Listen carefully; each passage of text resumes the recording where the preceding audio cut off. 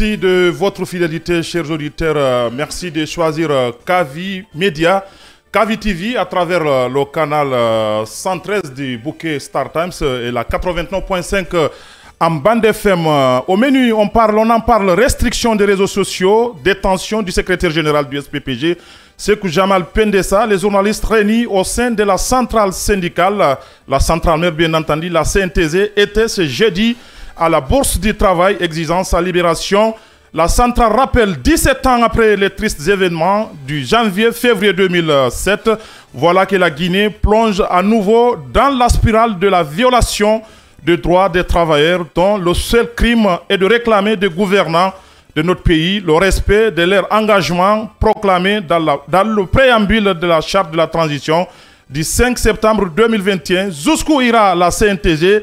Aura-t-elle toutes les marges de manœuvre pour stopper les agissements du gouvernement? Analyse et décryptage dans cette émission Le Scanner.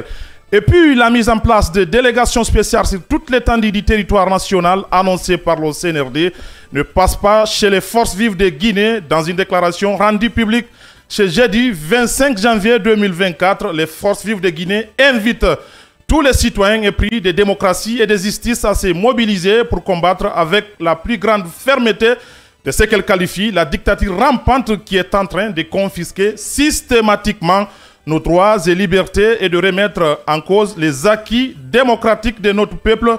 Peut-on lire dans la déclaration? Question, s'achemine-t-on vers la reprise des manifestations de rue? Analyse et décryptage dans ces studios et sur ces plateaux. Placés sous le signe de la refondation, la récupération des domaines spoliés de l'État, devenu un des chevals de bataille du CNRD dès son arrivée au pouvoir, le ministère de l'Urbanisme, de l'Habitat et de l'Aménagement du Territoire aura aussi pour mission de récupérer le patrimoine mobilier de l'État. Question, où en sommes-nous dans cette opération de déguerpissement et de récupération des domaines de l'État? Quel est le niveau d'avancement de la construction des logements sociaux? La problématique de la gouvernance foncière et ensuite la construction anarchique dans certains quartiers.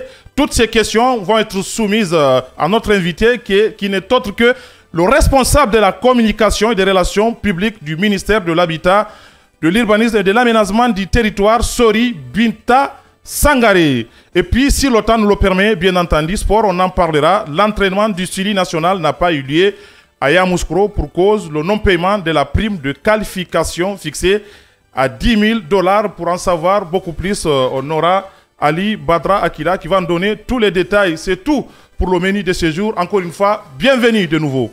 Bientôt c'est vague. Avec le scanner, sans les coups de tonnerre, mais avec persévérance, l'actualité se plie au débat interactif.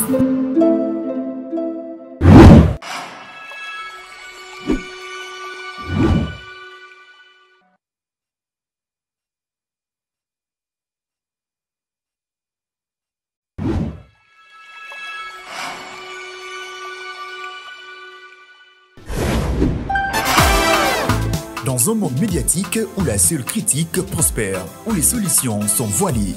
Bonjour à Conakry, bonjour à tous ces auditeurs et téléspectateurs qui nous attendaient impatiemment. Merci encore une fois, nous sommes vendredi du développement. Et puis voilà, dans ces studios et sur ces plateaux, les chroniqueurs de cette émission, Le Scanner, votre émission préférée, Ali Badra Akila, bonjour. Bonjour à tous les auditeurs qui nous pratiquent et qui nous suivent, surtout de près ou de loin. Surtout bonjour à Gekedou Wende Kenema, bonjour à Gabou Bafata et Kelele, bonjour au directeur de la SEG. Je l'ai encore toujours à l'œil. Qu'est-ce qui se passe au niveau de la SEG? On attend de voir la suite. Je le surveille de près. Les jours à venir, on le saura. Il ne s'agit pas de le surveiller. Qu'est-ce qui se passe, Ali Badra? On le saura les jours à venir. Bien. Yamoussa Cheikh, bonjour, bienvenue. Bonjour Yaya, bonjour à tous. Bien. Monsieur le chargé de la communication, bonjour. Bonjour Yaya et bonjour à toutes les équipes. Solibine Toussangaré, bien entendu. Évidemment. Bien, alors, en attendant, on va essayer d'écouter ces reportages de Damara Bangoura à l'occasion de cette assemblée générale appelée par les journalistes au niveau de la CNTG. L'Assemblée générale est à la demande du SPPJ dont le leader est en prison pour avoir appelé à manifester contre le brouillage des ondes, le retrait de plusieurs chaînes de télé dans les bouquets et la restriction des réseaux sociaux. L'idéal était de sauver des emplois. Un sale temps pour la presse guinéenne et sensible pour la centrale syndicale mère pour qui le moment est critique. Cette suspension a amplifié le chômage de milliers de personnes, notamment des jeunes, à travers des mesures de mise en chômage technique pratiquées dans plusieurs entreprises. Camarades travailleurs et travailleuses de Guinée, l'heure est grave. Depuis le 19 janvier dernier, Sékou Djamal Pendessa a été inculpé et placé sous mandat de dépôt à la maison centrale de Corentin. La Confédération nationale des travailleurs du Guinée exige sa libération. Elle condamne avec la dernière énergie toutes les mesures administratives et judiciaires prises pour priver le camarade Djamal Pendessa de ses droits fondamentaux. La CNTG lance un appel pressant au mouvement syndical guinéen, à tous les travailleurs et travailleuses de Guinée pour une mobilisation générale en vue d'exiger la libération sans condition. Pour matérialiser ce soutien, les élus locaux sont conviés à une réunion le 30 janvier prochain. Mais en attendant, les institutions africaines et internationales dont l'OTAO, l'OIT, l'OSA, la CSI internationale seront saisies d'une plainte contre le gouvernement guinéen pour, dit-elle, atteinte grave aux droits syndicaux. Merci Amara Bangoura pour ce reportage. Ali Badra Akila, est-ce qu'on peut compter sur la CNTG enfin? On peut compter sur la CNTG, on peut compter aussi sur la solidarité que les uns et les autres vont se partager au sein de notre corporation. Comme ils l'ont d'ailleurs dit dans leur déclaration, l'heure est grave. L'État ne peut pas nous priver de cette liberté d'expression, de cette liberté de ton et d'opinion que nous avons, nous transformer en de simples cambroussards de brousse, parce que quand on veut parler de cambroussard, c'est quelqu'un qui vient d'une campagne tellement reculée où on ne peut trouver ni de la connexion, ni de la communication, moins une radio. Et si aujourd'hui on se laisse faire ce qu'on va, on sera cloué à pilori. Mais pas à Kolichoro. Kolichoro, c'est pas un village. Exactement. Pour ne pas que cela arrive, il faut que nous, journalistes, nous ayons le courage de dénoncer ce qui est en train de se passer, surtout les tares et couacs de ce régime. Nous sommes là en tant que journalistes, nous sommes là en tant que leaders d'opinion, nous sommes là en tant que garants de cette démocratie. Si on parle de la démocratie, c'est parce qu'il y a une liberté de presse. Si on parle de démocratie, c'est parce qu'il y a la liberté d'expression. Mais si cette liberté, elle est réduite à cendres, elle est complètement réduite dans un pays où, d'ailleurs, les gens se vantent de l'instauration de sa démocratie, je ne sais pas où est-ce qu'on va aller. L'heure est tellement grave, on n'a pas besoin de le rappeler aux gouvernants, et surtout eux aussi aux gouvernés, de savoir faire la part des choses. Parce que ce qui est en train d'arriver est un autre recul de notre démocratie. On ne le souhaite pas, on ne le veut pas. Quand on se rappelle du discours du 5 septembre et qu'on voit les réalités de ce qui sont en train d'arriver aujourd'hui à la Guinée, c'est dommage. Et ça joue sur la République. Pas que nous, mais la nouvelle génération. Est-ce qu'on peut dire par là que la CNTG, qui a une expérience dans le cadre de ces arts de crise-là, peut-être engager une voie diplomatique au niveau du gouvernement sans pour autant privilégier un bras de fer? Non, pas que. Vous savez, le Guinéen aime tellement réclamer son devoir, mais quand il voit son droit, il le met de côté. Pas que aller avec un bras de fer, mais il y a des solutions. Si l'État est poursuivable pour tout ce qui est en train d'arriver, je crois bien que c'est nécessaire de poursuivre l'État pour ce qui est en train de se passer. Parce que la République, elle est isolée aujourd'hui. Et il y a des institutions internationales dans lesquelles on peut faire face à l'État. Parce que nous disons qu'en Guinée, la justice qu'elle est là, elle est moribonde. C'est une justice qu'on ne peut pas du tout saluer à l'allure où vont les choses. Maintenant, avec ce 2 poids 2 mesures... Il y a des avancées quand même. C'est vous qui le dites. Il y a des avancées. Il y a des avancées. Ouais. Il y a des avancées. Ces avancées font... Mais attendez quand même, sérieusement. Il y a quelques avancées, Ali. Il y a des avancées. Ouais. Oui, il y a des avancées. Mais Mais c'est quand il s'agit d'arrêter des opposants. Quand il s'agit d'arrêter ces voix dissonantes. Quand il s'agit des gens qui critiquent aujourd'hui le gouvernement. Il y a des avancées. Oui, il y a des avancées. Mais des avancées qui ne valent absolument pas la peine. Pendessa, bien sûr qu'il est journaliste, mais il est syndicat. Il est syndicat, il est reconnu par une base. Et c'est un syndicat qui est aujourd'hui jeté en prison. Pour quelle fin? Et c'est un droit reconnu hein, Voilà. au niveau de la charte. Hein. L'article 35 de la charte de la transition l'a bien évoqué. Hein. Pour quelle fin? On ne sait Expressement. pas. On ne sait pas pour quelle fin. Nous voulons une république stable. Nous ne voulons pas d'une république bananière. Nous voulons d'une république où tous les Guinéens peuvent rentrer et sortir ensemble. Ceux qui sont au pouvoir aujourd'hui, demain, ils peuvent se retrouver face à de telles situations. Qui sera là pour leur défendre s'il y a la vérité à dire? C'est bien sûr les journalistes. Mais si vous prenez les journalistes comme vos ennemis, vous leur jetez en pâture, en oubliant même que ces mêmes journalistes vous ont défendu depuis belle lurette, c'est qu'il y a des choses qu'on ne doit pas se cacher. Il faut libérer le général Sékou Jamal Pendessa. Il faut mettre fin à ces soubresauts entre le gouvernement et la presse guinéenne. La presse n'est pas l'ennemi de la République. La presse n'est pas l'ennemi de ce pouvoir. Mais si vous refusez de le faire, c'est que vous voulez quelque chose. Et nous allons leur aider dans ce sens. Parce que ce qui est en train d'arriver est tellement dommage qu'on ne peut pas s'asseoir à tout moment parler de ce qui est en train de se passer. Au colonel de prendre son destin en main. Yam Chassek, hier, nous y étions. Il y avait beaucoup plus de reporters que de journalistes. Beaucoup de grosses pointures n'y étaient pas. Qu'est-ce que cela vous inspire? En tout cas, le SPPG que nous avons connu, qui est aujourd'hui harcelé par le pouvoir de Conakry, a eu à rencontrer beaucoup de patrons de presse. Il a fait des démarches dans certaines radios de Conakry pour demander en tout cas la mobilisation à cette réunion-là. Et vous l'avez vu tout à l'heure. La délégation était chez nous ici. Oui, au groupe la délégation est partie dans, beaucoup de médias. Dans beaucoup de rédactions. Et donc, beaucoup de médias ont promis qu'ils vont répondre à l'appel. Et on a vu avec cette mobilisation d'ailleurs. Mais ce qu'il faut souligner, Yaya, ils veulent nous imposer le silence. Ils veulent nous fermer la boucle. Ils veulent nous intimider. Ce sont ces gens qui composent le gouvernement CNRD.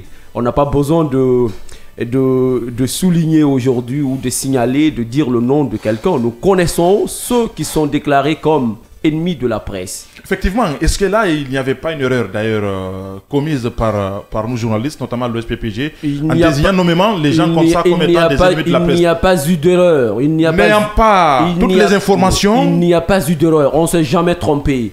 Là, il faut assumer ce qu'on a dit. Est-ce qu'il n'y a pas des inconnus? Oui, s'il y avait eu d'erreur, Pendessa n'allait pas se retrouver aujourd'hui à la maison centrale de Coronti. Mais ce qu'il faut dire, moi je dis quand même que la CNTG a pris assez de retard pour monter au créneau. Parce que la situation, ça n'a pas commencé aujourd'hui. Et c'est ce soutien de taille que le SPPG a manqué au départ. Et c'est ce qui a fait que son secrétaire général se retrouve aujourd'hui en prison.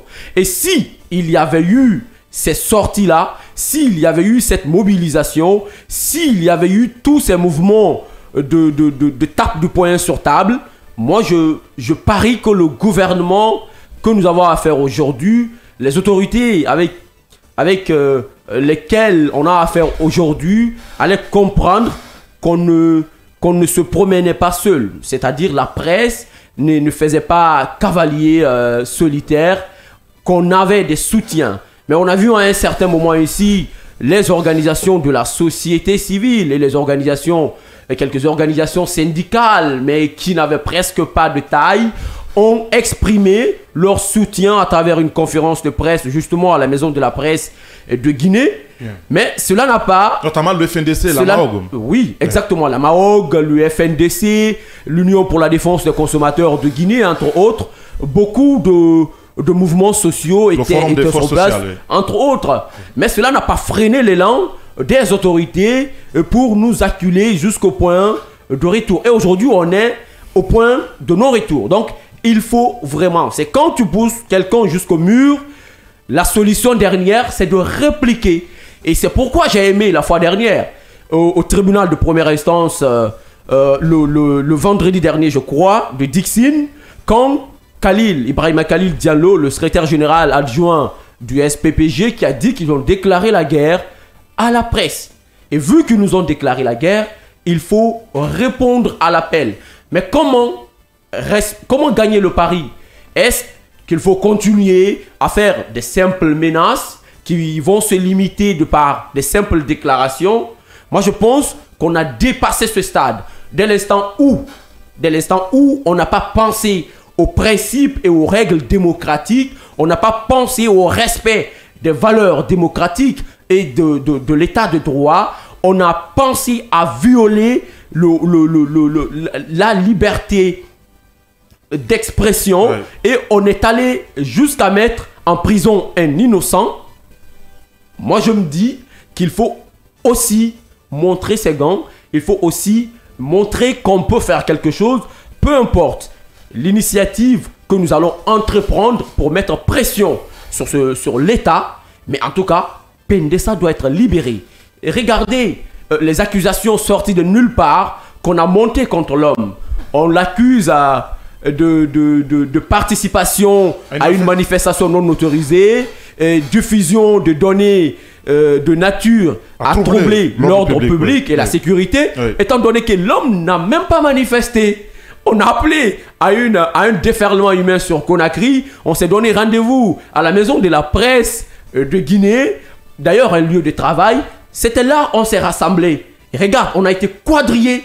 Où se trouve aussi le siège du SPPG. Oui, exactement. On a été quadrillés par un arsenal de gendarmes et de policiers. Quand tu sors, même si tu as besoin, même si tu étais venu, parce qu'il faut comprendre, tout le monde n'était pas dans l'esprit de déferlement humain. Il y avait certains journalistes qui étaient venus dans l'optique de travailler. Vu d'ailleurs que ça sert de bureau pour certains, pour de nombreux sites qui n'ont pas de siège actuellement. Mais vous partez pour travailler, vous avez envie de sortir pour aller manger, ne serait-ce que trouver quelque chose à mettre sous la dent, on vous récupère, on vous kidnappe, on vous met dans le pick-up, direction...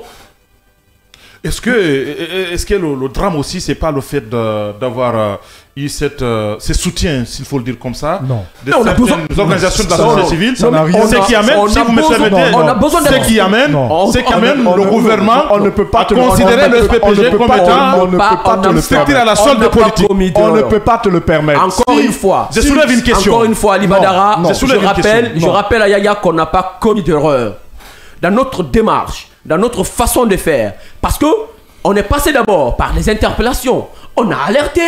Quand ça a commencé avec Guinée Matin, vous vous rappelez, on était dans le même studio pour dire que oui, il y a eu des restrictions qui ont été imposées premièrement au site d'information générale Guinée Matin. Ça a connu des tollés. Le SPPG est monté à cheval pour dire attention, la presse est menacée, on est sous menace. On n'a pas compris. On a déclaré des gens, on a connu, on a même indexé des personnes qui sont derrière. Et vu, finalement, vous avez compris, des restrictions ont été levées. Et après, d'autres médias ont payé de lourds tributs. La radio Espace brouillée, la radio Film brouillée, et Doma FM brouillée, les médias, les télévisions, Espace, Doma et autres, la Évasion, sont retirés des bouquets Canal+, et Star Times. Mais où est-ce qu'on va? Nous nous dirigeons vers l'apocalypse médiatique en Guinée. Aujourd'hui, on ne peut pas oser dire la vérité parce qu'on se dit que quand tu ouvres la bouche pour parler, tu es directement indexé. Okay. On est tous espionnés jusqu'aux os.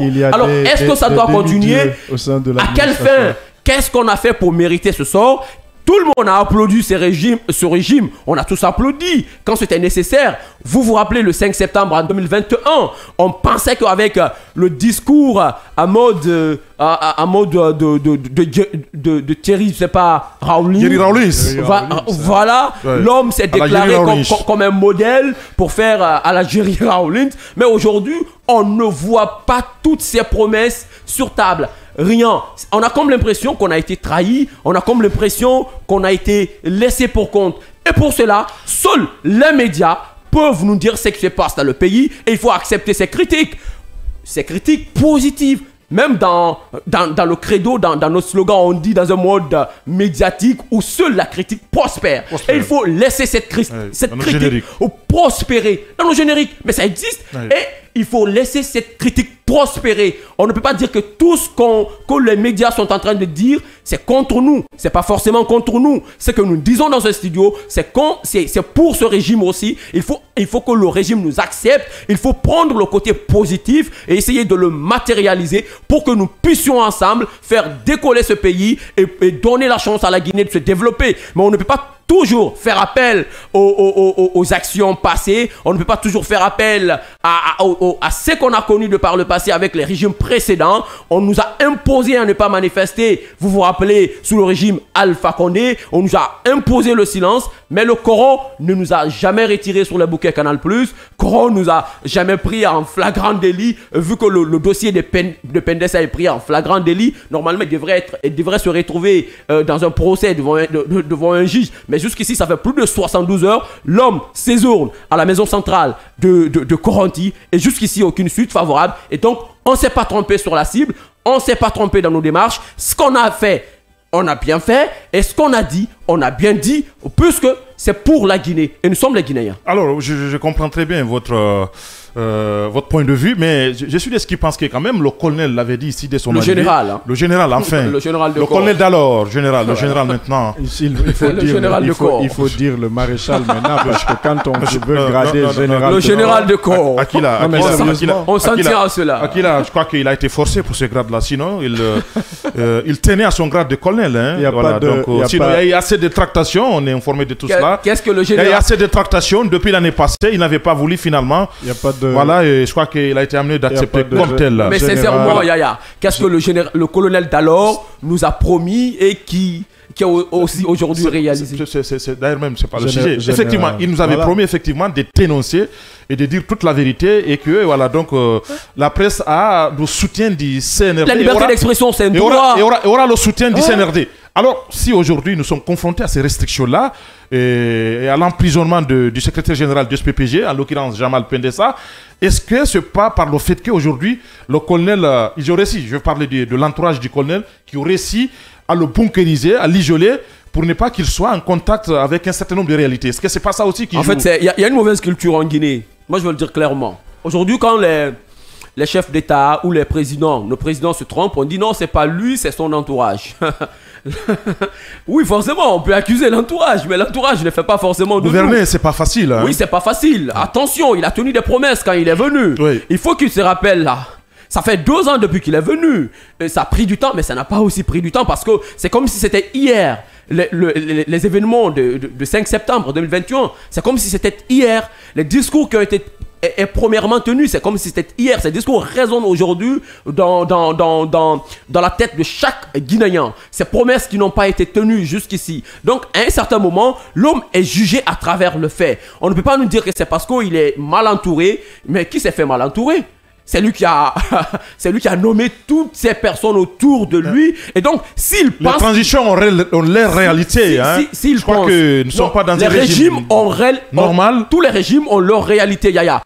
Notamment les transitions. Oui, on ne peut, notamment les transitions. Mais peut-être le président, mais on connaît très bien que...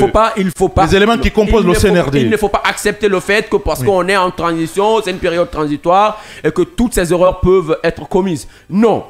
On ne peut pas me dire qu'il est mal entouré.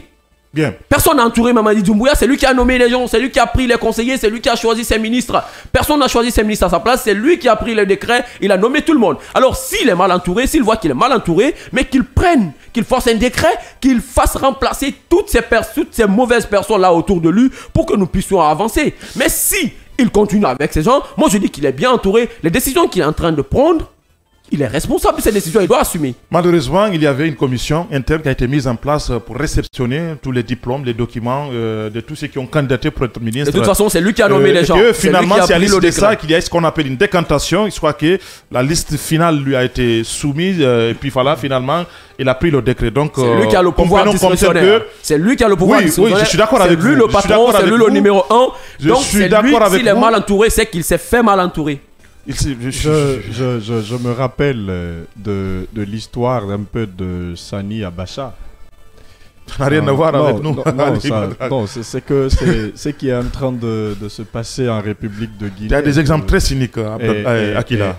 Bon, d'accord, ça n'engage que moi. Je me rappelle de l'exécution de l'opposant Ken Soro Wiwa, plus 9 autres opposants exécutés par Sani Abacha.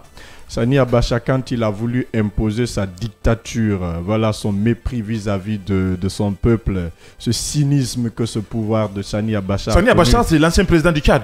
Exactement, entre 1944 à 1998. Vous vous rappelez de tout ce qui s'est passé. Les journalistes ont pris la fuite, on ne parlait plus de médias, on ne parlait plus d'opposition, on ne parlait plus des forces vives, on ne parlait plus des ONG. Tout se résumait sur le pouvoir de Sani Abacha et Jean Bédel Bokassa qui avait aussi... Quel parallèle vais-tu faire? Je finis, vous allez comprendre. Aujourd'hui, le seul exemple de la dictature, de cette démocrature imposée, quand on veut parler des présidents, on va parler de Adama Barrow, qui aussi est dans la même rectiligne que Jean Bédel Bokassa. Et aujourd'hui... On est en République Guinée, on n'est pas en Gambie. Je finis. C'est un rappel. Je suis en train de ressasser l'histoire. Nous ne voulons pas de ça en République de Guinée. Nous sommes au 21e siècle. Si les vieux pères, les anciens ont eu le courage de défendre cette liberté, si les anciens ont accepté de tutoyer, de côtoyer la prison pour que cette liberté règne, si les anciens se sont battus, ils ont quitté leur famille, ils ont quitté leur maison, ils ont déserté complètement la ville pour aller se retrancher dans les localités environnantes, je crois bien que nous autres, nous qui sommes jeunes, nous qui avions accepté d'être dans la même ligne éditoriale, nous qui avions accepté de défendre ce qui est en train de se passer aujourd'hui, nous qui avions accepté de défendre cette liberté, je crois qu'on doit la mettre au péril de tout. C'est-à-dire? Oui. C'est-à-dire que nous sommes des journalistes. Ouais. Nous gagnons notre quotidien dans ce métier. Yeah. C'est lui qui a le courage de fermer ton média. C'est lui qui a le courage de te réduire complètement, de ruiner ta vie et surtout ta carrière. Quand cette personne détient une arme, aura le courage de te tirer dessus. Alors, moi, pour finir, oui. Pour finir, une mise au point. D'accord, allez-y. Une mise au point. Moi, je pense que de façon, face à cela, face à ces restrictions, notamment liées à l'accès à l'Internet, on nous a quand même, disons, on nous a brandi un argument comme étant la sécurité nationale, voilà, donc qui semble être menacée. Et comme tel, je crois que tous les États, tous les États ont le droit à un certain niveau. Je crois que c'est pas le droit aussi qui peut s'imposer face à une telle menace.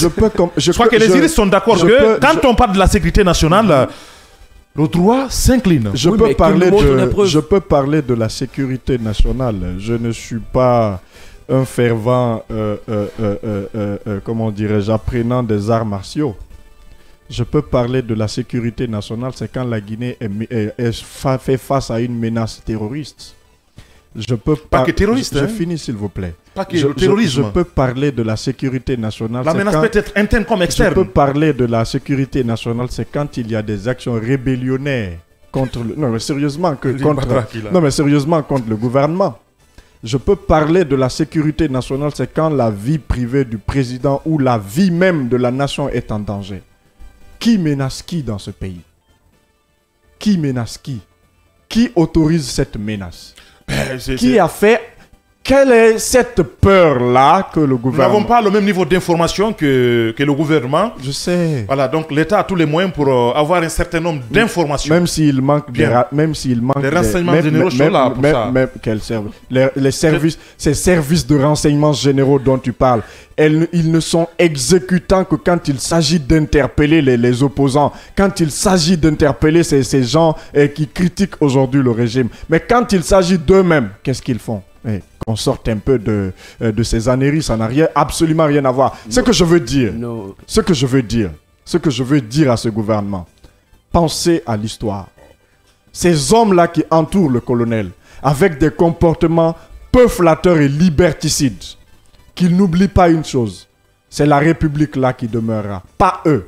Quel que soit leur temps, ils vont quitter. Peut-être qu'ils meurent vite, c'est la solution. Mais s'ils ne vont pas mourir, tôt, ils sauront que la justice divine, elle demeurera pour toujours et pour longtemps. Pour clore, est-ce que beaucoup de choses n'échappent pas au colonel Doumbouya? Est-ce que c'est pas aussi ça le problème, en réalité? Oui, les choses sont dans une transition où les faucons ont beaucoup plus du poids que sur les colombes. Les choses peuvent échapper au colonel d'alors, à l'actuel général de corps. C'est possible. Ouais. Mais quand on invoque les raisons de sécurité nationale, en tant que citoyen lambda, moi je me pose la question, je vais quand même me poser la question de savoir quelle a été la menace proclamée par tel. Maintenant, si l'on dit que les médias sont fermés, les lignes sont brouillées, les médias sont retirés des bouquets Canal+, pour des raisons de sécurité nationale, mais qu'ils nous montrent des preuves. Mais on ne peut pas sortir comme ça de nulle part pour dire que nous, la sécurité nationale est menacée, il faut brouiller telle ligne, il faut fermer tel média, sans aucune explication. C'est sur quoi il faut s'insurger, si tu me permets. Non. Yamoussa, non, suis ma logique, tu comprendras. C'est sur quoi je ne suis pas d'accord avec le gouvernement, c'est quand on pirate un peu certains signaux de certains médias. Je crois que ça, c'est une violation assez grave. Je me réserve sur le brouillage, peut-être on peut se poser de questions, mais si vous avez un programme et que le contenu de votre programme est complètement piraté par un inconnu, je crois que là, c'est un véritable problème. Je me réserve de droit. Je ne parlerai jamais de cet Israélien-là. Mais que le gouvernement nous dise pourquoi jusque-là, la coupure de cette connexion retarde. Quel est ce logiciel? La coupure? Ou le rétablissement de l'Internet? Le rétablissement de l'Internet. Le débit faible de l'Internet.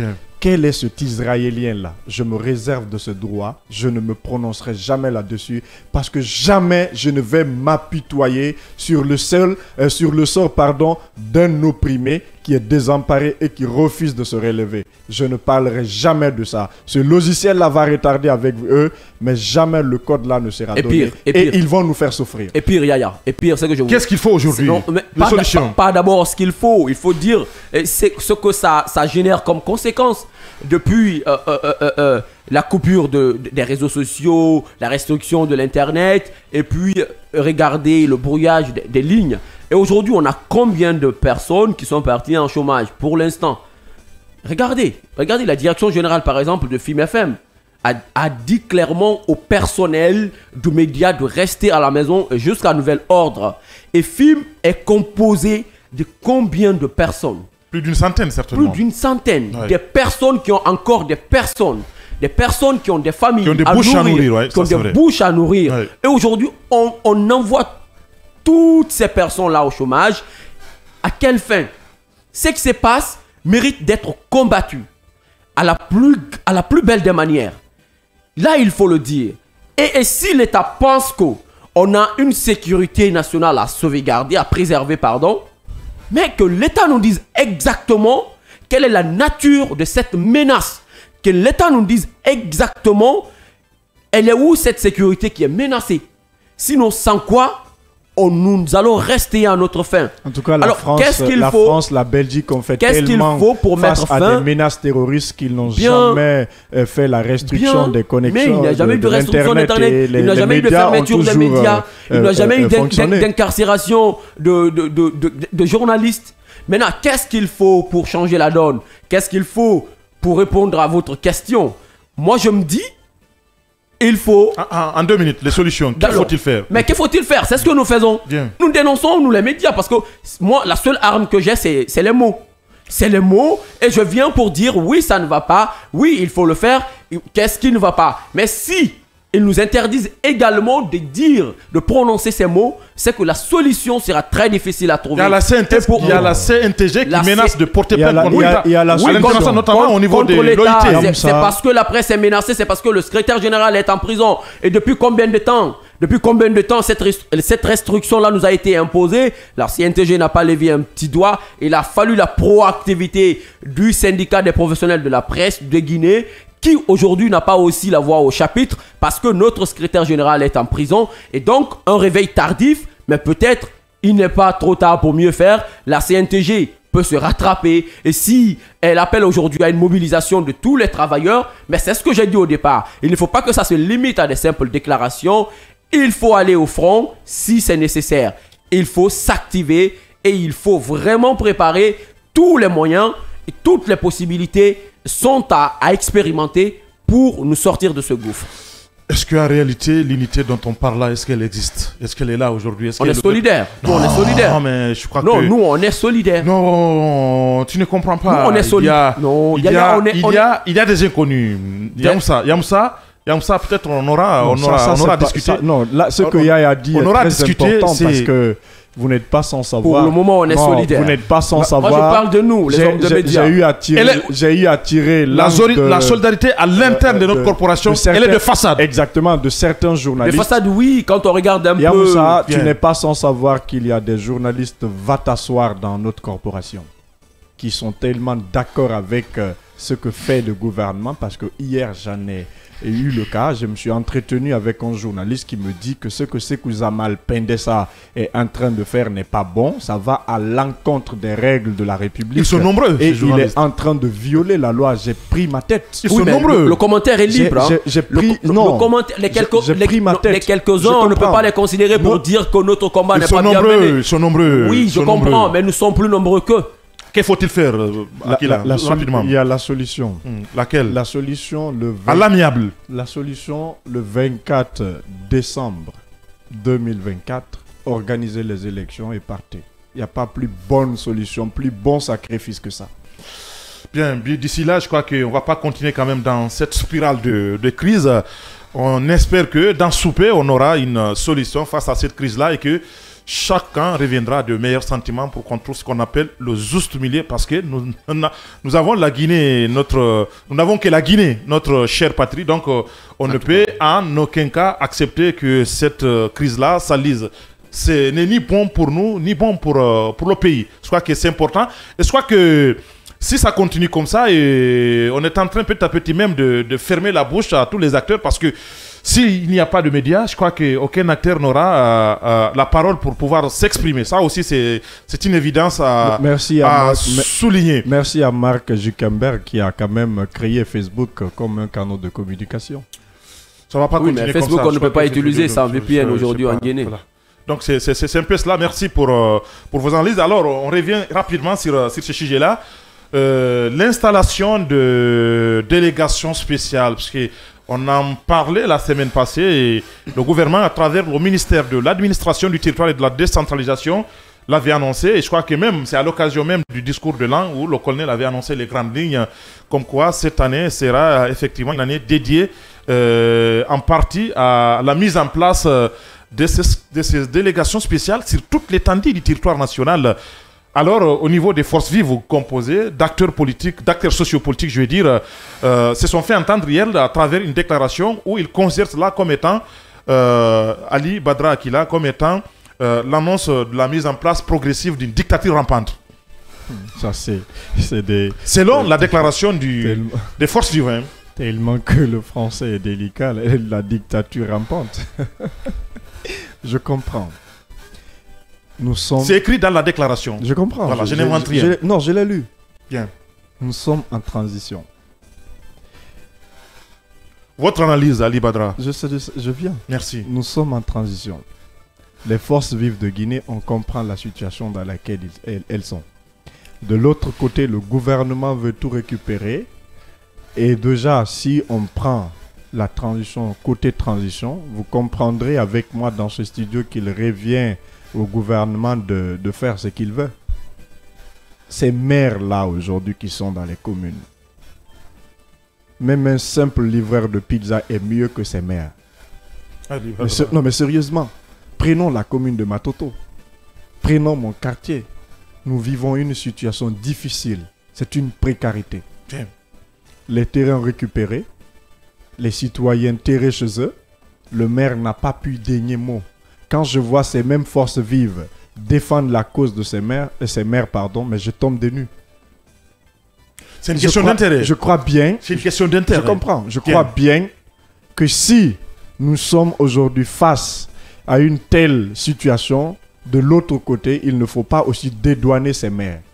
Parce que s'ils sont les premières pièces et socles même de la démocratie. Bien. Combien de maires ont refusé qu'il y ait des manifestations dans leur commune parce qu'ils s'arc-boutaient derrière le gouvernement pour rester là où ils sont. Maintenant, si aujourd'hui on veut parler de délégation spéciale, le gouvernement même a trop retardé. Le ministre Morikonde a trop retardé sur ce sujet. Il faut enlever tous ces maires. Il faut aussi faire un audit. Parce qu'il y a des maires qui dépassent des ministres dans ce pays, qui ont fait souffrir les citoyens dans les marchés, qui ont fait souffrir les citoyens dans leur commune. Ces maires-là, ils n'auront que les yeux pour pleurer. Parce que s'il y a une dictature acceptée dans ce pays, ils font partie de ces gens-là qui aussi ont plié, ont détruit la démocratie dans ce pays. Le respect, les manifestations non autorisées. C'est qui? Ce sont eux. Pas que ça, il y a la gestion à l'interne, la gestion de ces communes-là. C'est des gestions opaques. C'est là où se trouve aujourd'hui le débat. C'est des gestions opaques. C'est des maires qui ont oublié qu'ils étaient là pour le peuple. C'est des maires qui ont oublié que c'est le peuple qui a fait qu'ils sont là où ils sont aujourd'hui. C'est des maires, je dis bien. Donc, vous êtes d'accord Je suis parfaitement d'accord avec la décision du gouvernement. Bien. Il faut enlever tous ces maires-là. Il faut aussi faire un audit sur leur gestion parce que c'est des gestions opaques. Et si bien, il faut parler de... Il ne faut pas mettre tout le monde dans un même sac. Je dis que ça soit la commune de Ratoma, que ça soit la commune de Matam, que ça soit la commune de Dixine, à Matam, il y a déjà une délégation spéciale. Que ça soit la commune de Matoto, que ça soit n'importe quelle commune, surtout ces maires de Conakry là, je n'ai pas de pitié pour eux. Ils ont sémé et ils vont récolter. Et ça, nous sommes derrière le gouvernement, nous sommes derrière le ministre Morikonde. C'est des gens qui étaient dans le matu vu, vous leur adressez des communiqués pour des sorties. On vous empêche parce que derrière ils disent nous sommes nourris que par ce gouvernement. Nous sommes nourris que par ce ministre de l'administration. Aujourd'hui, si on veut parler des délégations spéciales, il n'y a pas de lieu à se leurrer le visage. Qu'ils subissent les mêmes rigueurs que les autres. Voilà. Alors aujourd'hui, la crainte de ces forces vives-là, c'est que de l'instant que le gouvernement procédera à la mise en place de ces délégations spéciales-là, les partis politiques n'auront pas ce qu'on appelle deux représentants à la base. C'est là où se trouve toute la crainte. Et que la Guinée ne s'arrête pas. Qu'à Conakry, ici, nous avons des régions administratives. Quand le régime était normal. Nous avons des communes quand même. Quand le régime était normal, est-ce que les représentants des partis politiques existaient? Ces maires-là ont été les premiers à interdire des manifestations dans leur commune. Écoutez, mais ça ne s'arrête pas. La gestion des maires ne s'arrête pas à l'autorisation, à l'interdiction. Il n'y a pas une manifestation. Il n'y a pas plus bonne. Je suis d'accord avec toi. Il n'y a pas plus bonne décision que celle-là. Je suis d'accord avec toi. Monsieur le ministre, je vous accompagne. J'ai l'impression qu'Ali Badra, il a une dent contre ces différents maires-là parce que tout simplement, ils n'ont pas autorisé un certain nombre de manifestations. Si c'est grâce à eux qu'ils ont fouetté beaucoup de citoyens. Mais sérieusement, dans mais des manifestations réprimées, je crois bien, si on veut poursuivre le ministre, pourquoi laisser ces maires-là? S'il y a eu des manifestations réprimées dans ce pays, il y a eu des répressions dans les manifestations, c'est parce que d'une part, ces maires-là ont accepté de cautionner l'injustice, ils ont accepté d'imposer cela tel que le gouvernement l'a fait. Monsieur le ministre Morikonde, vous avez trop retardé sur ça. Au même moment, il faut comprendre. Est-ce que ce n'est pas une façon pour le CNRD de répandre un peu partout ces tentacules à travers le pays. Avoir ce qu'on appelle une mainmise sur tout et voilà. Donc, pour pouvoir mieux s'asseoir. Oui, ça en a l'air, mais il faut comprendre, Ali Badara, c'est un reporter de guerre. Il a été au centre de toutes ces manifestations. Et donc, il connaît la décision d'interdiction d'une manifestation et la décision de fouetter les manifestants. Moi, je suis d'accord avec lui s'il s'agit de fuir sur leur gestion. En ce qui concerne la dénonciation faite par les forces vives, je peux comprendre ces forces vives si la dénonciation vise la volonté, entre guillemets, cachée du gouvernement actuel ou du CNRD de caporaliser l'organisation des élections futures au moment venu. Et parce qu'il faut comprendre. Sinon, au-delà, c'est une bonne décision. La décision, elle n'est pas mauvaise en soi, puisqu'il faut comprendre que ces maires ont été élus au temps Alpha Condé. Et dès la prise de pouvoir par l'armée, après le coup d'État du 5 septembre, vous vous souvenez, les institutions ont été dissoutes, même l'Assemblée générale. Pourtant, les députés étaient élus, mais les députés ont été dissous. Alors, qu'est-ce qui a empêché le CNRD à ne pas dégommer ces différents maires aussi? Donc, les maires devraient partir, tout comme les députés. Donc, s'ils sont restés jusqu'ici, c'était par rapport à un certain nombre de critères que nous ignorons. Peut-être que le CNRD avait ses raisons, que la raison elle-même ignore. Mais si aujourd'hui, le mandat de ces maires-là aussi est arrivé à terme, ils peuvent nous libérer les fauteuils et en cédant la place aux délégations spéciales. Mais si seulement la volonté, puisqu'il faut comprendre, l'organisation des élections futures a été confiée au MATD et au ministre Mori Condé. Alors, si la crainte des forces vives aujourd'hui se trouve à ce niveau, donc il faut nous dire qu'est-ce qu'il faut dans le cadre de la bonne conduite de ces gens qui seront choisis comme présidents des délégations spéciales. Sinon, remplacer les maires dont le mandat ou les mandats sont expirés, sont arrivés à terme par les délégations spéciales, il n'y a pas de violation de loi en la matière. C'est quelque chose qui doit être fait, mais si derrière, il y a une volonté de vouloir tout centraliser à son niveau et de faire en sorte qu'après les élections, qu'on puisse donner le pouvoir à qui on veut, là, il y a lieu de dire attention. Ces délégations, ces présidents de délégations spéciales qui vont être choisis sont accusés de cela, ou sont reprochés, de ceci ou de cela. Mais si la volonté, c'est de remplacer ces maires par ces délégations spéciales afin que nous puissions aller très rapidement aux élections et que nous puissions connaître des élections libres et transparentes, moi je salue la décision. Bien, et si les forces vives aussi parlent ce qu'on appelle de manœuvre qui consiste à imposer... Non mais pour le moment on ne peut pas juger, on peut pas juger les hommes parce qu'on ne connaît même pas les hommes qui seront choisis. Mais peut-être de par l'expérience, par l'expérience peut-être on peut comprendre quand les forces vives parlent de manœuvre qui consiste à confisquer systématiquement les droits et libertés, éventuellement ce qui peut aboutir... Non mais quelle manœuvre? On peut ce qui peut aboutir effectivement... Si ça ne va pas dans le pays, oui, ça va dans le même sens, voilà. D'un dépend de votre analyse. Ouais. C'est ce que j'ai dit. Si ça ne va pas dans le pays, on ne peut quand même pas soutenir les forces vives quand même dans toutes leurs démarches.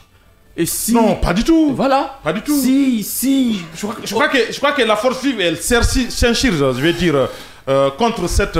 il faut dire aux forces vives... Cette mesure-là, parce que tout simplement, la démarche n'est pas inclusive. Il faut dire aux si forces elle était inclusive, vives, par exemple, où on avait, où presque toutes les forces vives, enfin, les acteurs sociaux, les acteurs politiques étaient tous effectivement invités ou devraient tous y prendre part, je crois que ça n'allait pas quand même poser de problème. Mais la démarche, elle est absolument cavalière et puis voilà, donc elle n'est pas exclusive.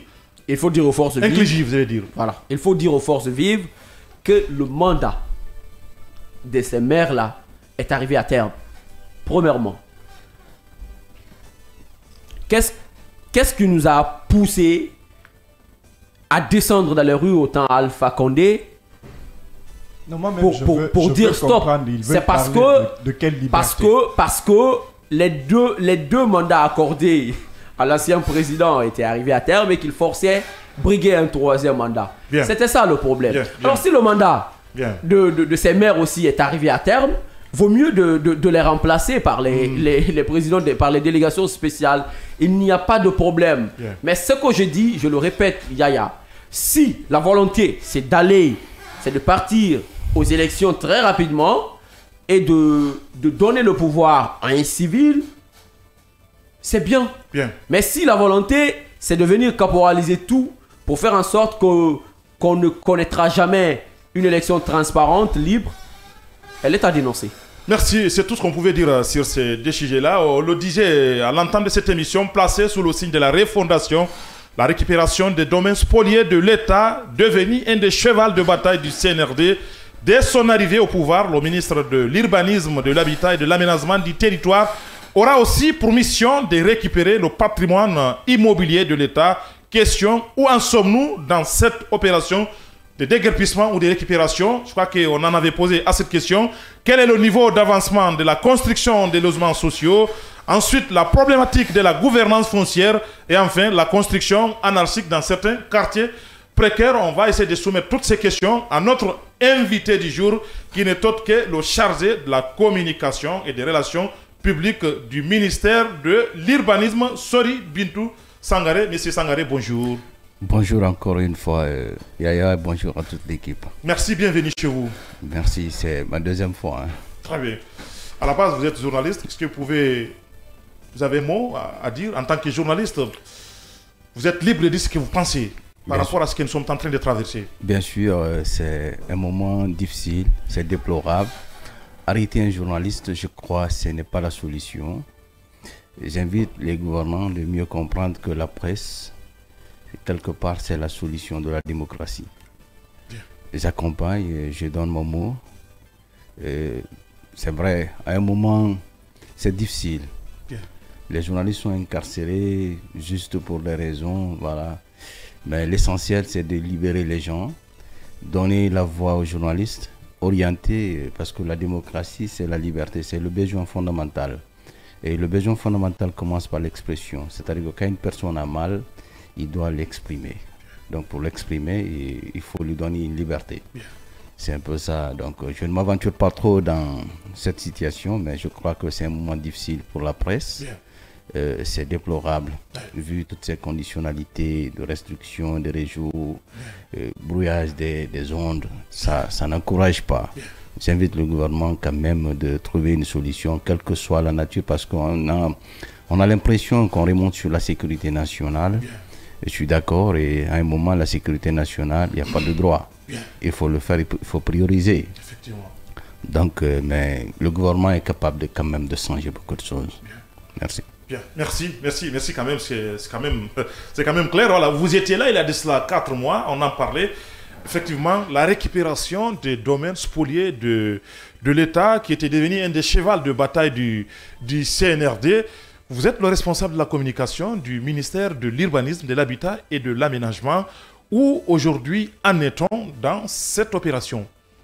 Une fois encore, merci. Le déguerpissement, c'est une opération. Ce n'est pas une politique.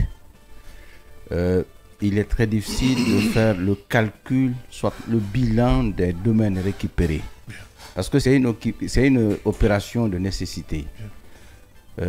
Si vous regardez un peu la nature, vous verrez que partout dans le Grand Conakry, il y a des opérations. C'est-à-dire que même à façon de s'habiller aujourd'hui, ça a l'air de dire que je vais être sur le terrain. Les vendredis, samedis, dimanches, on est sur le terrain pour récupérer les domaines spoliés de l'État par nécessité, les emprises et les routes obstruées.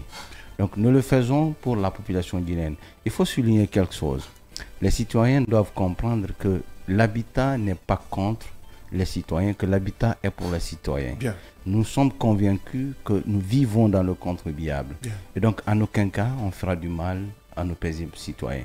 Donc les opérations de déguerpissement, il faut le saluer, c'est un courage. D'abord, c'est une politique qui doit être saluée parce que ce n'est pas fait pour tout le monde. Il y a certaines politiques qui refusent, pas parce qu'ils n'aiment pas le faire, c'est pour éviter, parce que je crois un peu, le poids politique, si c'est basé sur le leadership, C'est-à-dire que le leadership des politiciens, on n'a pas besoin qu'on crie. Donc on évite souvent, pour ne pas qu'il y ait des soulèvements, ne pas faire les opérations de déguerpissement. Si tu trouves un régime qui essaie aujourd'hui de récupérer les domaines spoliés de l'État, les domaines spoliés de l'État là, ce sont des patrimoines mis à disposition pour faire la promotion immobilière. On a des promoteurs qui veulent investir pour des questions de logements sociaux, mais si l'État n'a pas suffisamment de domaines, on ne peut pas les attribuer. Et que c'est aujourd'hui un facteur majeur pour nous les citoyens d'être bien y habiter. C'est un droit. Le droit d'y habiter, il faut que l'État s'engage de le faire. Pour le faire, il faudrait que l'État dispose au moins des patrimoines. Donc c'est un peu le cas. Bien. Alors, parce qu'au début, il y avait quelques résistances. Voilà, donc on le sait très bien que l'urbanisation dans notre pays, c'est un des problèmes fondamentaux. Alors, est-ce que jusqu'à maintenant là, vous êtes confronté aux mêmes difficultés, aux mêmes résistances face aux citoyens? Bien sûr, il faut le dire, il faut avoir le courage de le dire. La Guinée, à un moment, a été dominée par une pratique qui n'est pas judiciaire, mais qui rentre dans l'élément constitutif de la justice. C'est la pratique coutumière. Les gens supposent souvent être coutumiers, mais ce n'est pas un droit. Mais comme c'est devenu une pratique, on dit souvent que le droit, c'est la pratique, c'est l'usage que nous faisons quotidiennement. Donc aujourd'hui, c'est rentré dans l'élément constitutif de la justice, mais ce n'est pas un droit. Si vous regardez un peu dans les domaines, dans l'installation, la Guinée est en retard par rapport à l'urbanisation. Parce que les citoyens y installent avant l'État. Dans les conditions normales, c'est l'État qui doit installer les citoyens. Parce qu'avec l'installation de l'État, il y a ce qu'on appelle le VRD, c'est la vulgarisation, tout est fait, la visibilité. En fait, toutes les normes d'urbanisation sont respectées quand l'État installe les citoyens. Mais quand les citoyens s'installent avant que l'État n'arrive, c'est de la précarité. Il n'y aura pas de route, il n'y aura pas de signaux de canalisation. Donc, ça crée un problème. Donc, à chaque fois que l'État envisage de faire certaines choses, vous voyez, dans certains quartiers de Conakry, par exemple, Koronti, vous verrez que oui, c'est des sites où il doit y avoir des bâtiments dignes de ce nom pour donner une belle image à la République ou soit une belle image à la capitale. Mais vous verrez que c'est des taudis, des bidonvilles qui sont là, les gens, ça ne dit absolument rien. Entacher les uns les unes sur les autres. Tout à fait, parce que tout simplement, le principe d'urbanisation n'a pas été respecté. Donc, ce sont des cas que l'État, parce que d'abord, c'est une obligation à l'État de requalifier les espaces urbains. C'est notre devoir. On n'a pas besoin de demander à un policier pourquoi tu chiffres un chauffeur pour s'identifier. La récupération également. Donc, ce sont des commodités que souvent la sphère médiatique se pose des questions. On a récupéré tel domaine, on n'a pas récupéré tel site, pourquoi deux poids deux mesures. Donc, les gens doivent comprendre que nous faisons des récupérations par nécessité de projet. Bien. Ali Badrakila, voilà, votre question. Moi, j'aimerais vraiment savoir, parce que ça embrouille certaines populations des autres localités. Aujourd'hui, vous avez récupéré combien de domaines de l'État? Et parmi ces domaines de l'État, pourquoi jusque-là, la Sigmadina ne figure pas? Une très belle question, c'est que il y a ce qu'on appelle l'amalgame des faits dans ce contexte.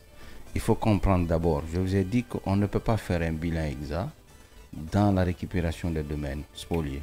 Ce qu'il faut comprendre, c'est qu'il y a une carte de récupération. Nous respectons le plan cadastral, comme je vous ai toujours dit. On ne récupère pas seulement les domaines à construire. Il y a des emprises qui font partie de notre portefeuille de récupération. Il y a l'ouverture des routes obstruées qui font partie. C'est-à-dire que toutes ces conditions-là, on ne peut pas prendre le temps pour faire un calcul approximatif, dire qu'on a tel hectare récupéré ou on a tel domaine récupéré.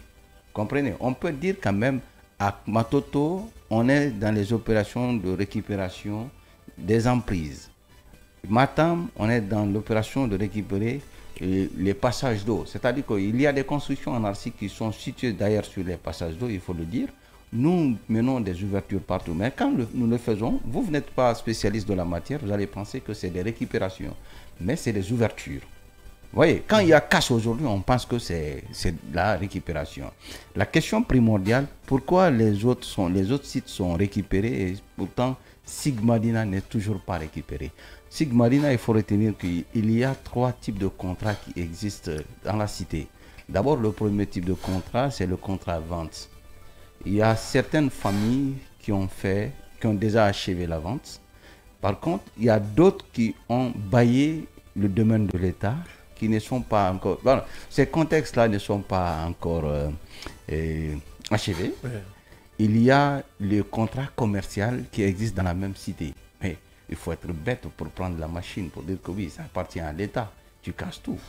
Donc, il faut trouver le compromis, il faut trouver l'essentiel afin qu'on ait un projet qui peut rassembler. Faire une décantation. Une décantation, yeah. Mais avoir aussi un projet qui peut aider ceux qui ont fait vente achevée, puissent au moins habiter aux côtés de ce projet. Et ceux qui n'ont pas encore achevé, qui ont des contrats de location, oui.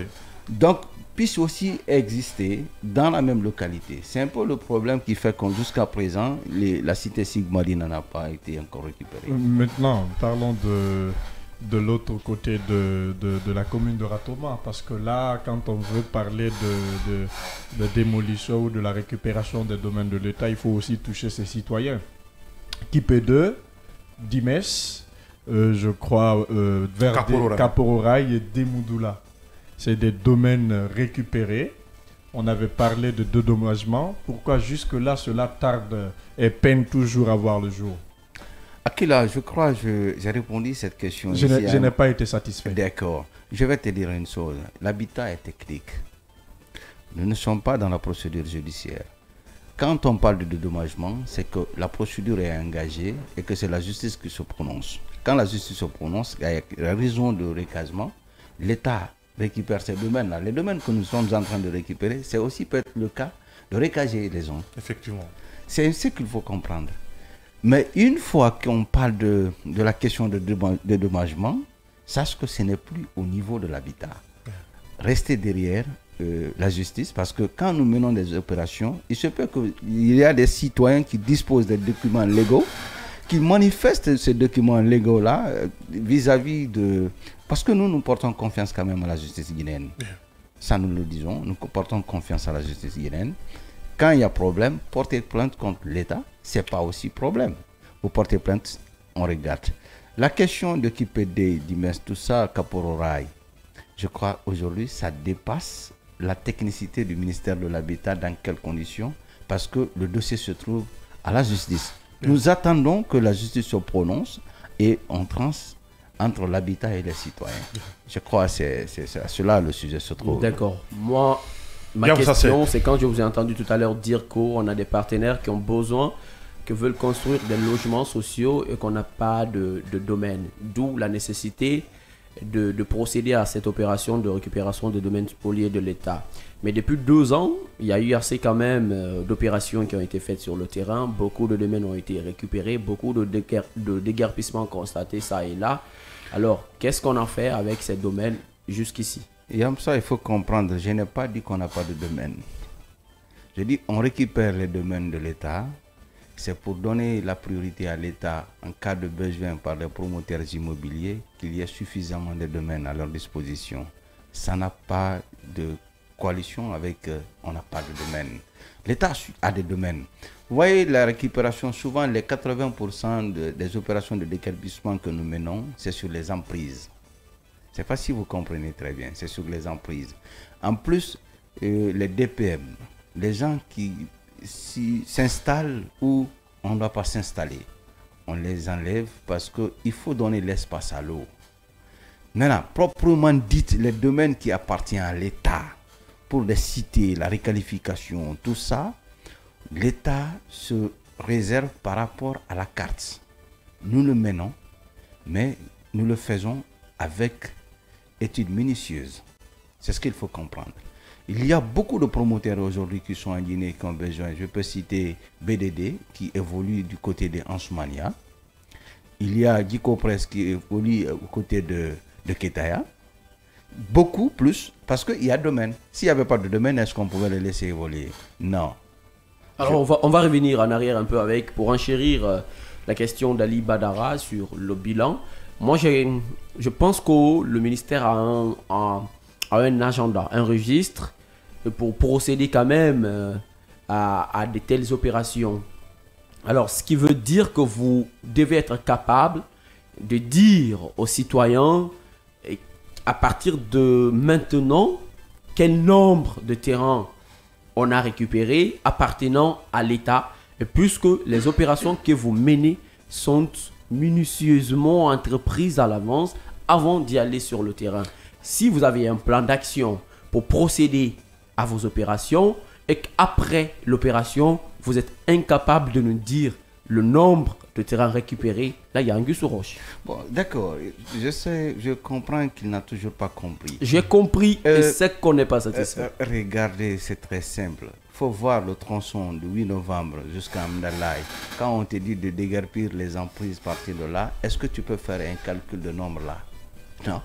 On ne peut pas faire un calcul de nombre quand il s'agit des emprises. C'est un ensemble. Au-delà des domaines de l'État, c'est des encombrants physiques. Évidemment, évidemment, c'est ce qu'il faut comprendre. Les opérations, souvent vous confondez, je crois, les opérations de déguerpissement. Tout ça, quand il y a casse, les gens pensent qu'on est en train de déguerpir. Mais on est en train de déguerpir sur quoi? Il faut catégoriser. On est en train de déguerpir les emprises. Les emprises et les chaussées sont considérées comme la vie des routes. Si il y a un empiètement à partir des emprises, ça veut dire que la route ne respire pas comme elle doit respirer. Donc on n'attend pas quelqu'un pour dire non, il faut libérer l'emprise. Mais carrément, il y a des familles qui s'installent sur des emprises. Ça leur va. C'est aussi une manière de vivre. Mais nous, on ne peut pas faire le calcul du nombre de récupération des emprises. Mais je peux te dire... mais quand on dit domaine immobilier, c'est ce que ce sont des sites déjà qui sont connus, qui sont indexés. On va observer une toute petite pause. Après, on reviendra quand même au temps pour nous de nous désaltérer. Et puis voilà, donc... Et puis voilà, on observe une pause. Après, on revient pour continuer cette émission avec notre invité, monsieur Bintou Sangaré, responsable de la communication du ministère de l'Urbanisme. À tout à l'heure.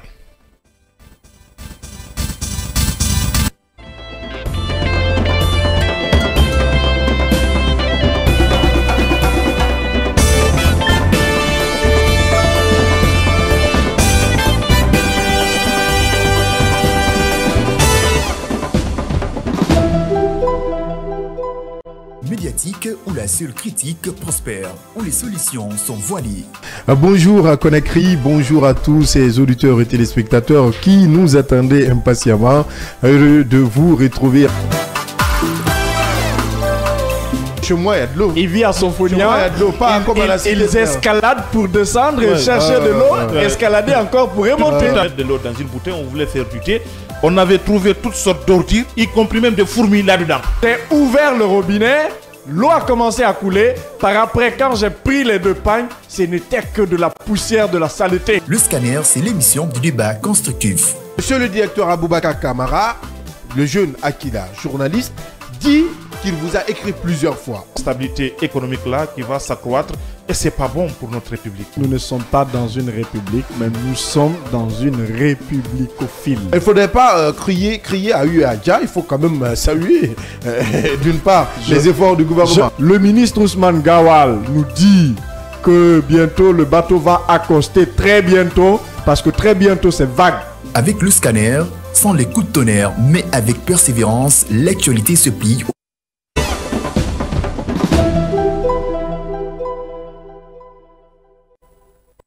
Retour dans ces studios et sur ces plateaux, comme on le disait, on était avec vous, Yamsa Sek, avec notre invité. Vous étiez sur le désenclavement de certains quartiers précaires. Je crois que c'est important. Oui, ce que je disais, c'est que quand on parle de domaine immobilier, il faut comprendre que ce sont des sites qui sont indexés, donc qui sont connus. Et donc, si on doit procéder à leur récupération, on doit être capable de savoir quel est le nombre de domaines immobiliers récupérés par l'État. On ne parle pas des encombrants physiques ou des emprises. Et pour bondir sur sa question, nous aussi on va parler de nous. La maison de la presse, cette récupération que vous avez eu à faire, vous l'avez offert à la presse guinéenne. N'est-ce pas un autre cadeau empoisonné parce que ce citoyen pourrait aussi porter plainte après pour la récupération de sa villa? Je crois que c'est toujours des questions incomprises. La maison de presse est un patrimoine de l'État. Yeah. Si c'est donné par le président, c'est une volonté. Yeah. Il a donné. Yeah. Je crois... On veut comprendre. C'est pas pour vous couper la parole, mais on veut comprendre. Le président Lansana Conté avait offert une terre à Sidia Touré. Selou Dalengalo également, par décret, a eu une autre terre. Mais ce pouvoir l'a récupéré. Il avait racheté en bonne et due forme. En bonne et due forme. Mais le pouvoir militaire l'a récupéré. Et est-ce qu'aujourd'hui, le même sort peut-être ne va pas voir le jour quand il s'agit de ce domaine offert à la presse? Malheureusement pour ces leaders politiques, ils ont parlé de l'ASA, je suis d'accord, mais leur malheur sens, c'est que leur mauvais sens, c'est que le président n'a pas pris un décret de déclassement. Tu sais, la déclassification. La déclassification de la zone n'a pas été effectuée par le président. Et que c'est la loi. Si on veut attribuer un domaine de l'État aux citoyens paisibles, le président prend son décret de déclassification. Quand il déclasse, le décret là accompagne les documents d'ASA et tout. Tu payes l'argent au trésor, ça ne coûte pas cher, ça te va. Mais si tu n'as pas ça, tu peux faire vente. On suppose comme si tu as le pouvoir, tu achètes un domaine de l'État à toi-même. C'est ça un peu le problème. La récupération des domaines, proprement dit, des domaines immobiliers, nous le faisons par priorité. Il faut comprendre cela.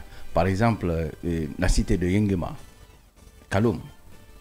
Comprenez? On a tendance de penser que c'était le Marseille. Ce n'est pas le Marseille. D'abord, c'est un domaine qui appartenait au ministère des Transports. Vous voyez, il y a une gare ferroviaire qui est à côté. Donc, depuis autant, ça existait dans ce portefeuille.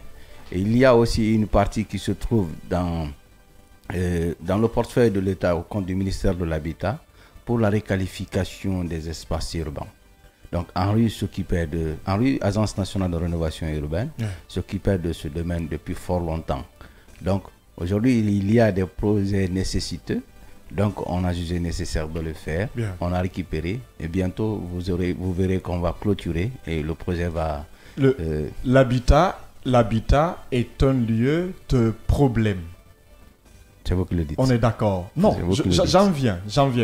Quand on veut parler de l'habitat, on va forcément parler de ces directeurs... Peut-être la complexité des dossiers. Voilà, de ces directeurs véreux et corrompus au sein du ministère de l'Habitat. Parlant par exemple du directeur de Koya, qui a vu toutes les plaintes du monde, mais qui n'a pas répondu ne serait-ce qu'une seule fois à la plainte. Qu'est-ce qu'il faut aujourd'hui pour mettre fin à ce désordre au sein du ministère de l'Habitat et que ces directeurs véreux et corrompus puissent faire face à la loi? Parce que des citoyens souffrent de ce notamment les directeurs communaux et régionaux. Akila, Yaya, je vais vous dire... Je ne vous caresse pas, hein? Non, voilà. Je vais vous dire, dans l'exercice administratif, il y a aussi des cadres véreux. Bien. Je suis d'accord, je suis convaincu, je suis quelqu'un de la matière, je sais ce que ça veut dire. Bien. Il y a des gens qui se procurent des biens illégaux, juste pour faire du mal aux gens. Bien. Mais soyez rassurés que l'administration, c'est un processus. Bien. On va les décanter, porter plainte contre eux. S'ils ne répondent pas aujourd'hui, ils vont répondre demain. À long terme ou bien à court terme? Non, c'est ce que je vais vous dire. Vous parlez de Koya, je ne sais pas ce qu'il a fait. Bien. Moi, personnellement, je ne sais pas ce qu'il a fait. L'administration, c'est une continuité. C'est une continuité. Je ne sais pas ce qu'il a fait. Bien. Mais je me dis, quand il y a problème à Koya sur la question domaniale, il est le premier responsable à voir. Bien. Si ça dépasse de son entendement, c'est-à-dire que de sa compétence juridique, bien, il se réfère au ministère. Bien. Jusqu'à preuve du contraire, si le ministère ne trouve pas des anomalies dans sa gestion, bien, on ne peut pas lui démettre de ses fonctions. C'est ce qu'il faut reconnaître. En plus, je vous dis que les citoyens doivent être convaincus que l'habitat n'est pas contre eux. bien, Que nous sommes pour eux. Nous sommes déjà là, nous vivons dans le contribuable. En aucun cas, on peut être contre les citoyens, les paisibles citoyens. Mais je suis d'accord qu'il y a des cadres véreux parmi les cadres du ministère qui font de telles spéculations. Et nous veillons à ce que les gens dénoncent ces cadres-là et nous prenons des dispositions nécessaires pour freiner ce processus-là. C'est cette pratique de gestion. Alors, à date... Allez, vas-y, je vais revenir sur cette question. C'est ta question, oui. Ma question, c'est de savoir, à date, quels sont les domaines immobiliers qui sont dans le viseur de votre département et qui doivent faire l'objet de récupération. Parce qu'il y a des ministres aujourd'hui et directeurs dans ce gouvernement qui vivent dans des domaines de l'État, mais qui n'ont jamais été inquiétés. Vous avez évoqué tout à l'heure le cas de marché Yengema. D'abord, je suis journaliste, je sais comment poser une question. Je le sais très bien. Et je sais répondre parce que je suis condamné même de déplacer les expressions à leur place. Donc, ça veut dire quoi? Nous suivons une carte. Moi, Sangaré, je ne peux pas vous dire que demain ou après-demain, on va récupérer la maison de tel ou tel. C'est un processus. C'est un processus. Je salue quand même la ténacité, le courage, l'engagement du jeune directeur national de l'aménagement du territoire de l'urbanisme, Amadou Kourouma, qui est franchement en adéquation avec la loi. Il faut le dire. Qui s'approprie de la loi. Qui s'approprie de la loi en agissant. Ça, il faut le reconnaître. Quand la loi demande 30 mètres, il ne dépasse pas les 30 mètres. Il coche les 30 mètres, il demande à la machine de ne pas franchir les 30 mètres. Par erreur, si ça dépasse les 30 mètres, lui-même s'engage à restituer. Ah oui. Pendant ce temps, on est en train de repousser la mer de l'autre côté pour s'offrir une belle villa luxueuse. Je suis d'accord qu'on a cru ne regorge pas trop de terre ferme.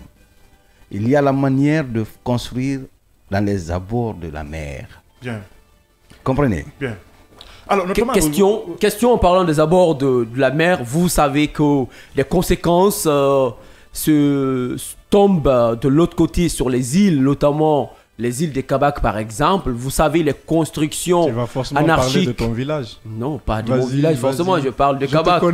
Je parle de Kabak menacé de disparition si rien n'est fait. Non, c'est dans Forêt-Carrière. C'est dans Forêt-Carrière. Il y a aussi Kabak, Kawas, genre comme ça, de l'autre côté, dans Bokeh. Mais ce Kabak dont je parle, c'est Kabak ici situé à 100 km et qui se trouve dans la préfecture de Forêt-Carrière. Vous savez, depuis 10 ans, les citoyens de là-bas se plaignent. La digue qui sert de guide, par exemple, puisque c'est une population composé d'agriculteurs et de pêcheurs. Et vous savez, les conséquences, c'est que c'est pas ça qu'on a créé avec ces constructions en bordure de mer. L'eau retombe sur les îles et ça cause des dégâts. Au ministère de l'Habitat, aujourd'hui, quelles dispositions prises? Merci Yamsa. Je crois les conséquences climatiques. C'est ce que je dis. Les DPM d'abord, c'est des zones inhabitables. Si tu occupes, tu es là-bas provisoirement. À tout moment, on peut t'enlever. Ça, c'est un. Deuxièmement, il y a ce qu'on appelle la division de planification urbaine. Pour toi, aujourd'hui, ce sont des nids de l'eau. Mais, enfin, dans 10 ans, ça peut être habitable. C'est cette étude qui nous prouve. On attribue à long terme, on peut dire que c'est habitable demain ou après-demain.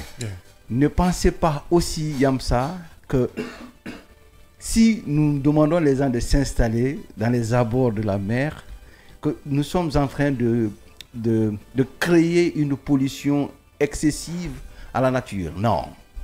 Il y a aussi ce qu'il faut retenir, les nouvelles commodités dans l'architecture qui tiennent compte des valeurs de l'écosystème. Oui, mais est-ce que vous avez pensé que ces nouvelles commodités dans l'architecture ont des conséquences sur les îles? Je viens de vous signaler que... C'est ce que je vais te dire.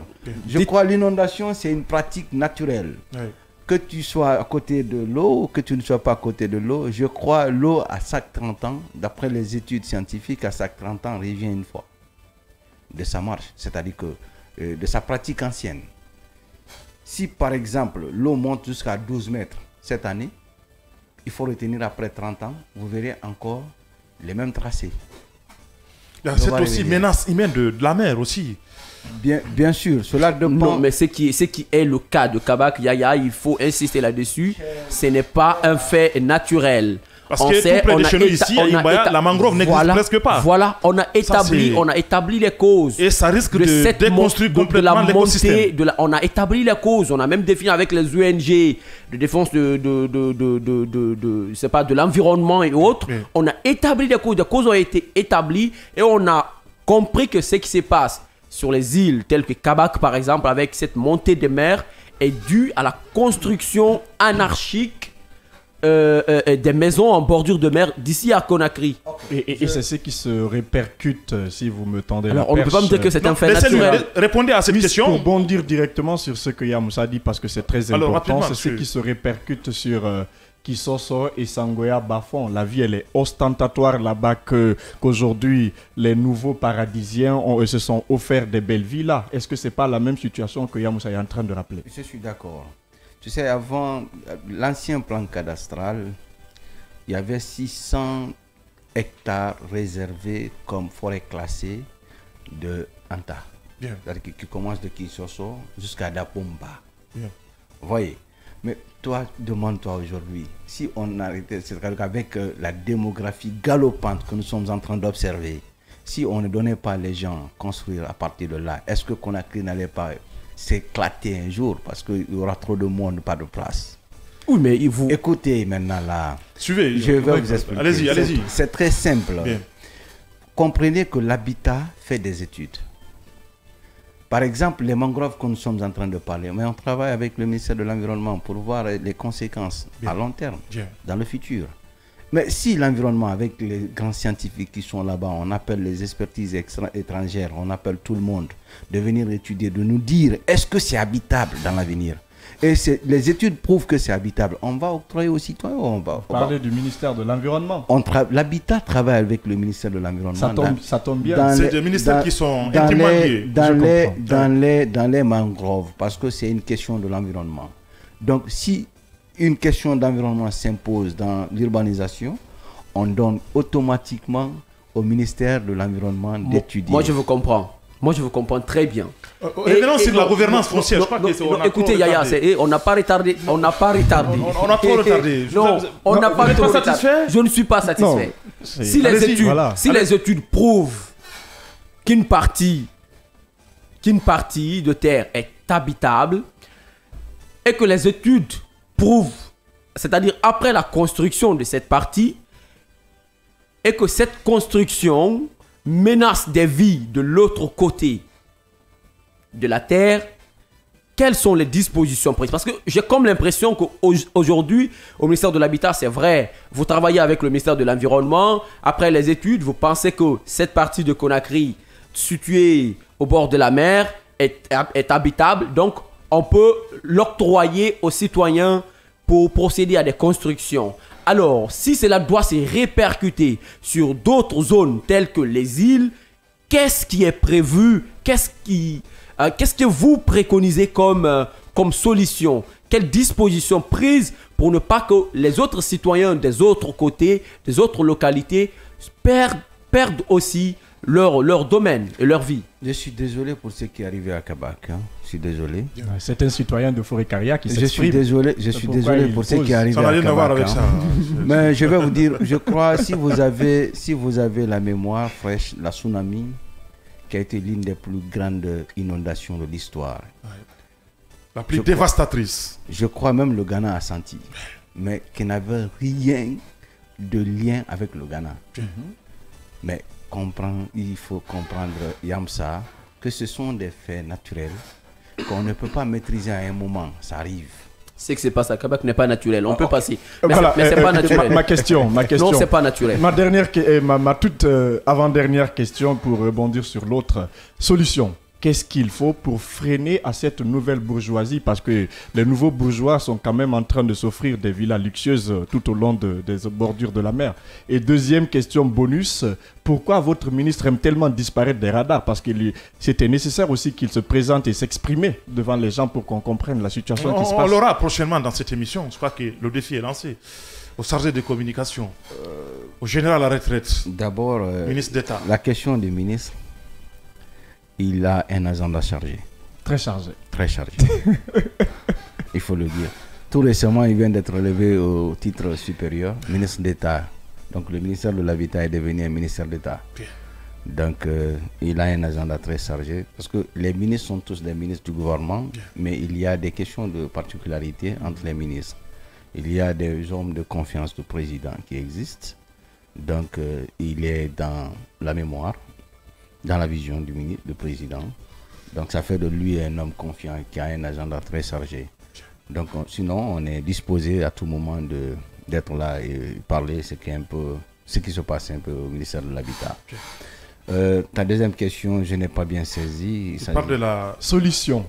Freiner à la nouvelle bourgeoisie, parce que les nouveaux bourgeois sont en train de s'offrir quand même des terres. Je suis d'accord avec toi, Akila, mais comprenez une chose, que c'est une question de la vie.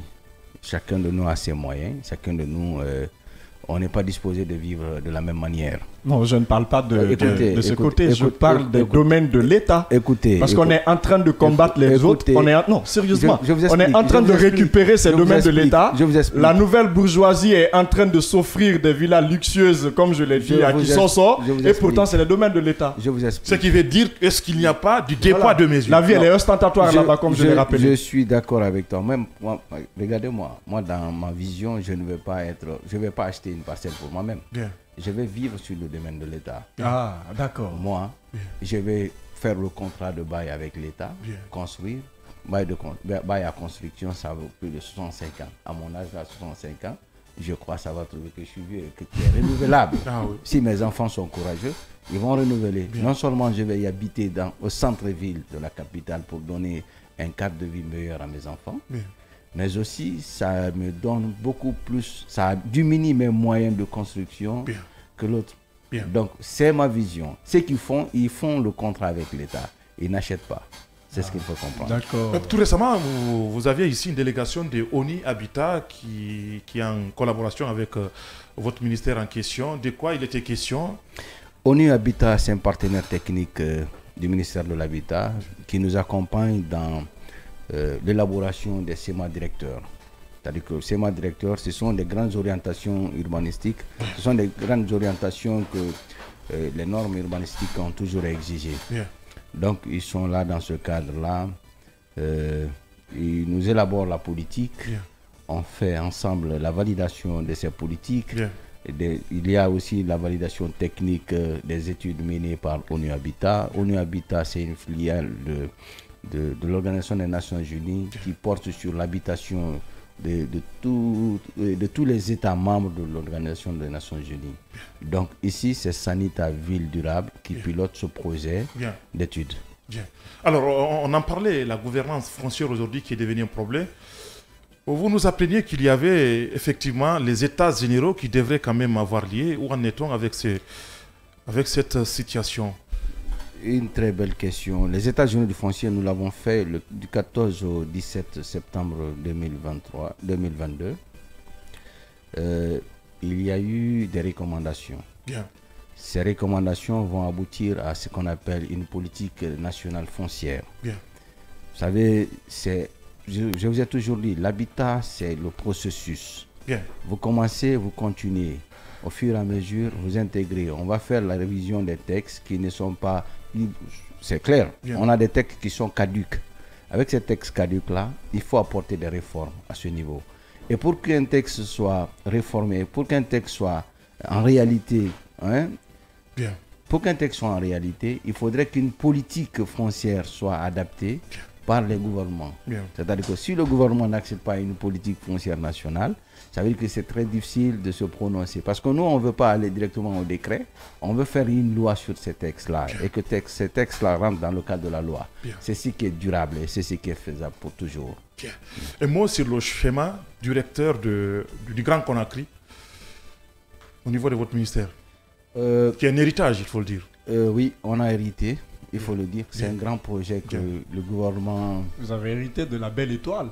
Nous avons hérité un programme du gouvernement précédent, mais il y avait des anomalies, il fallait corriger, parce que ce sont des œuvres humaines. Au fur et à mesure qu'on examine, on trouve des incohérences, on trouve des insuffisances, et on traite. Ça ne veut pas dire que le gouvernement actuel n'a rien apporté de ce projet. Donc, ils ont fait une vision globale sur le Grand Conakry qu'on appelle Vision 2040. C'est pour définir les orientations d'installation des usines, des routes, des maisons. 2040. Vision 2040. C'est pour un autre régime, hein? Non. Pas vous. Je dis Vision 2040. Bien. L'État est une question de continuité. Effectivement. Donc, il y avait des incohérences, il y avait des insuffisances. Ça effraie, hein? Bien. Il y avait des insuffisances dans ce projet.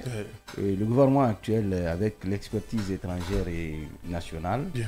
on a essayé d'apporter quand même ce qui manquait. Très bien. Ça, on peut compter que d'ici 2040, Conakry va changer son image.